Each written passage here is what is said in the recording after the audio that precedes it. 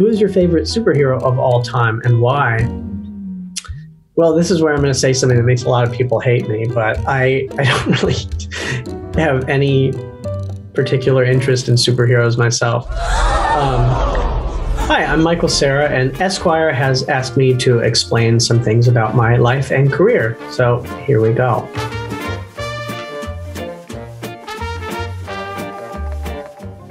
Your portrayal of George Michael Bluth in Arrested Development has spanned decades now. Oh my God. Which actor did you most enjoy having scenes with and why? That's pretty much impossible to answer, I would say.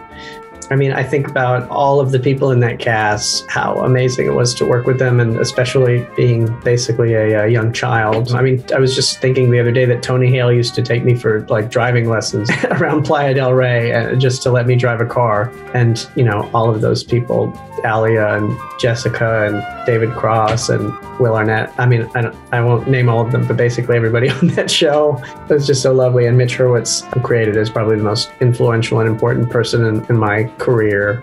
What makes Jason Bateman such a good TV dad? Any theories leading up to the series finale of Ozark? I wish I had any kind of inside track on that, but I don't. And I don't think he'll respond to a text from me in time for me to leak anything here. Such a good TV dad? Well, I mean, Jason, at least in Arrested Development, I could say his character always wants to do the right thing, even though he almost always does the wrong thing. But Jason was an amazing person to play my TV dad when I was just kind of figuring out how to work on a set in so many ways, and watching how Jason would put a scene together shaped how I have done that subsequently in such a huge way that it's hard to even describe. I mean, I feel like I've based my whole approach to work on watching how Jason does it. You were on the first episode of Between Two Ferns. Do you have any idea what it was?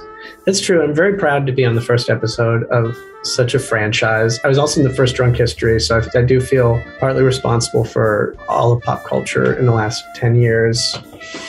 I didn't know what it was. I mean, me and Zach actually did this once live at UCB in LA. I was a big fan of Zach, and he called me one night and said, I'm going to go perform at UCB. Do you want to come with me? And I'll just interview you on stage, and it'll just be a horrible interview. So we didn't have any plan or anything, but Zach just basically attacked me on stage the whole night. And I even had a few friends in the audience who were like a little bit disturbed by it, because they were like, I don't think that was very nice what he did to you. But I was like, no, that was the whole plan, you know. And me and Zach were just like dying about it afterwards. It was really fun. You played a Hollywood card shark in Molly's Game. Where did you learn to play poker? Well, I started playing poker personally in high school when there was like the poker boom. I was definitely the worst player, and I had no understanding of the game. I really liked playing it. I mean, all I did was lose, and we used to just gamble with whatever we had around. I remember like putting a bottle of Axe deodorant spray from my backpack and like trying to play for that, you know, like, which I never should have had anyway, because that stuff is so disgusting. But yeah, I think I've gotten better since then. Actually, when it came time to do Molly's Game, I kind of thought to myself, maybe I should actually try to learn what poker is really about and why some people are better at it than others. Like, there must be something learnable about it, not just, you know, hoping that you get lucky or something. Many have theorized that Tobey Maguire was the inspiration for your character in Molly's Game. Can you speak to that? Well, I think that is kind of what is out there as far as what was written in the book. I don't know how true to reality that really is. Probably only Molly could answer that. And it wasn't really important to me who it was based on. It was just a really well-drawn character in the script. And I have met Tobey. I found him to be a lovely guy. With your roles in Juno, Scott Pilgrim, and Superbad, you've come to represent men of a certain generation. What is it about your characters that makes them so relatable? I mean, I think the character, if anything, you know, makes them relatable. I think maybe those characters in those movies that are mentioned are people who are not totally like 100% sure of themselves, or like positioned in life where they completely know who they are yet. And I think that's relatable for most people, like at any point in your life, because we're always kind of failing and figuring it out. Which of your iconic characters would you most like to sit down to dinner with, and why? I mean, who can I say? I mean, okay, well, I'll just say Player X from Molly's Game, because I would love to go and play some seedy poker game with him, and like, hopefully there would be really good food provided, and I would lose a lot of money, and it would be thrilling. This Moldy Peaches song inspired a generation of ukulele and guitar players. Can you remember the first few lines of the song? Yeah, you're a part-time lover and a full-time friend. Monkey on your back is the latest trend. I'm a big fan of the song, actually, and especially the Moldy Peaches version. And it was exciting doing this movie.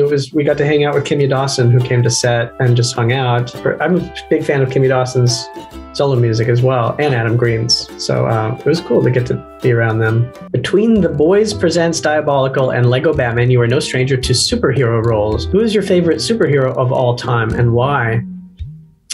Well, this is where I'm going to say something that makes a lot of people hate me, but I don't really have any particular interest in superheroes myself. When I was a kid, I found an action figure in the street. It was of Martian Maneater, and it was like the coolest thing I ever just found. It was sitting in a puddle, and it was like a cherished action figure of mine. And I didn't know that it was a character from comics or anything. I just loved this figure, so I'll say him. You and Jonah Hill are an iconic movie duo. Best thing about working together? Well, Jonah is a very close friend of mine, and it's hard to think that it's been so long since we've actually worked together. But, I think the last time we actually worked together was on This Is the End, which is like 9 years ago already. The best part of working together, we just laugh all the time. Just being around Jonah, I feel like I'm 10 times funnier than I normally am just by him being in the room, and life just feels 10 times more fun. Have there been talks of a Superbad sequel? Would you be open to returning to the role? I would be open to just doing anything with that group of people again. I think that everybody is pretty staunchly against this, just because we feel good about the movie. It could only tarnish something that is a good memory. That said, I would just love to do something with the same group of people, even if it's not Superbad. But it's definitely one of the most fun couple months I've ever had. We just laughed all day long, and we just couldn't believe how much fun we were having making that movie. There was a DVD extra in Superbad called Everyone Hates Michael Cera. What's the story behind it? It's not real, right? Well, the story... Sorry. Excuse me.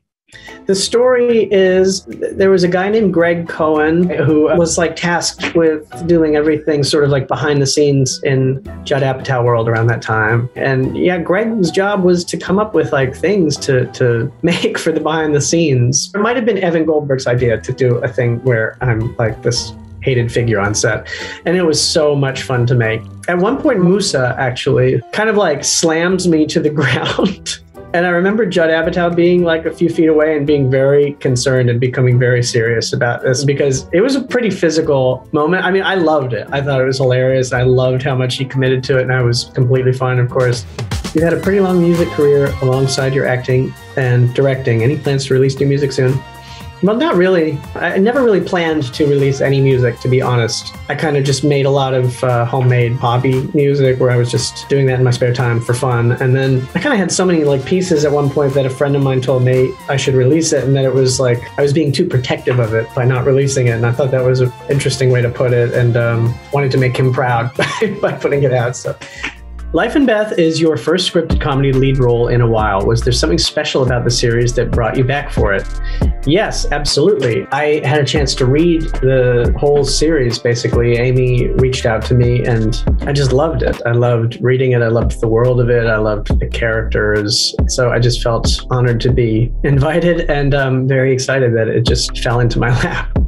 I'm Michael Cera. That was a bit about my career. I'm really sorry if it was boring. I tried not to make it boring, and I know my voice is very low energy, but I'm just sitting in a chair. It's hard to sound different, but thanks anyway.